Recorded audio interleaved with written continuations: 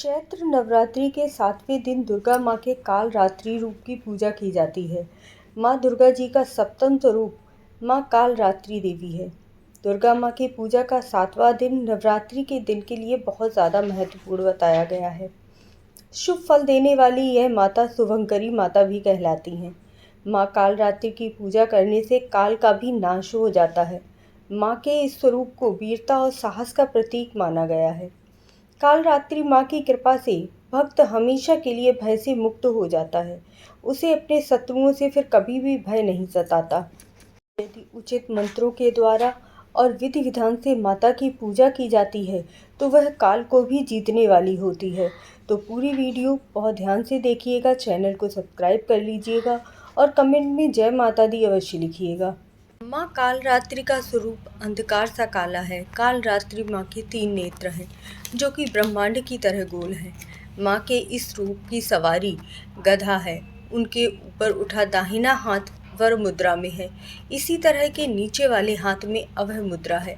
बाईं ओर उनके हाथ में कांटा और नीचे वाले हाथ में खड्ग है।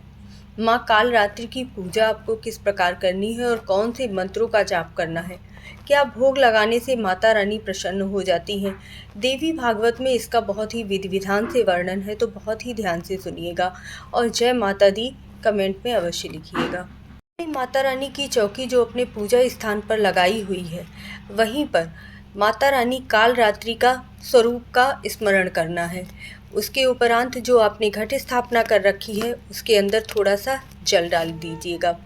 उसके बाद आपको विधि विधान से माता की पूजा करनी है। उन्हें रोली अर्पित करना है, सिंदूर अर्पित करना है। ध्यान रहे 7 बार माता रानी को सिंदूर अर्पित किया जाता है। उसके उपरांत आपको एक पान पर रखकर सुपारी, लौंग आदि अर्पित कीजिएगा, इलायची अर्पित कीजिएगा। ये सभी चीज़ें माता रानी को हमेशा जोड़े में अर्पित की जाती हैं। ध्यान रखिएगा, लौंग कभी भी बिना फूल वाली अर्पित नहीं की जाती है।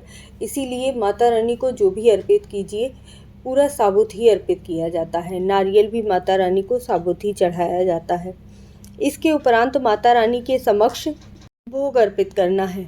माता रानी को गुड़ से बनी हुई चीज़ें बहुत ही ज़्यादा प्रिय आती हैं, इसीलिए माता रानी को गुड़ की खीर अर्पित कर सकते हैं। गुड़ से बनी हुई मिठाई अर्पित कीजिएगा अथवा गुड़ का ही भोग भी लगा सकते हैं। इसके पश्चात माता रानी को लाल फूलों की माला अवश्य अर्पित कीजिएगा। गुलाब के फूल और गुड़हल के फूल माता रानी को विशेष रूप से प्रिय होते हैं। माता को रात रानी का पुष्प भी सबसे ज़्यादा प्रिय होता है, इसीलिए अगर आपको मिल जाए तो रात रानी का पुष्प भी माता रानी को अर्पित कर सकते हैं।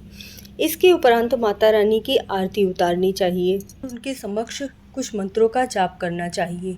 या देवी सर्वभूतेषु माँ कालरात्रि रूपेण संस्थिता नमस्तस्यै नमस्तस्यै नमस्तस्यै नमो नमः सबसे प्रिय मंत्र है माता रानी का।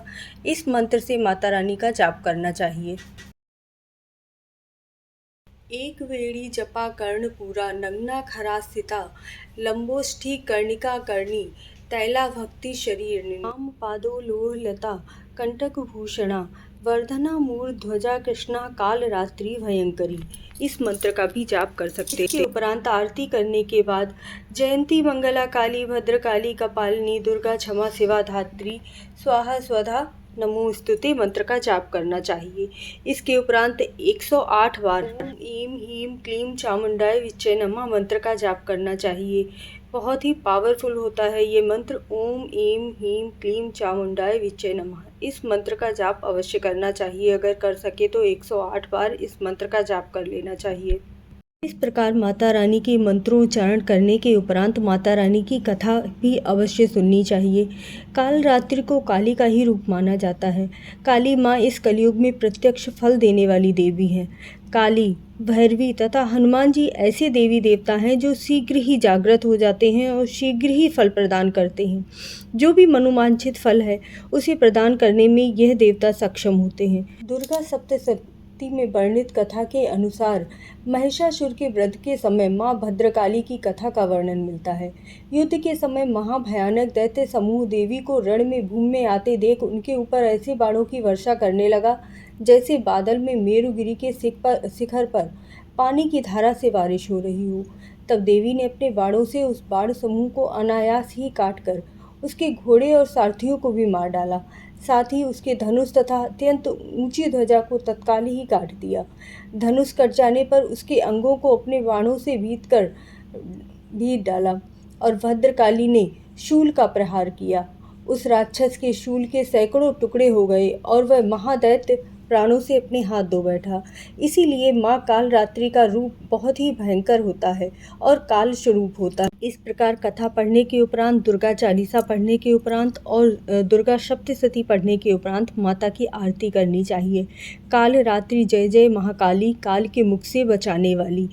माता कालरात्रि की आरती करें और उसके बाद जो भी आपने प्रसाद चढ़ाया है, लौंग चढ़ाई है, जो भी प्रसाद में चढ़ाया है, वो है सारी चीज़ें अपने सभी परिवार वालों को वितरित करनी चाहिए।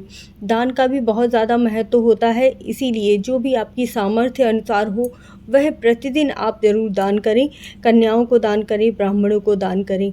वीडियो अच्छी लगी हो तो चैनल को सब्सक्राइब कर लें, कमेंट में जय माता दी।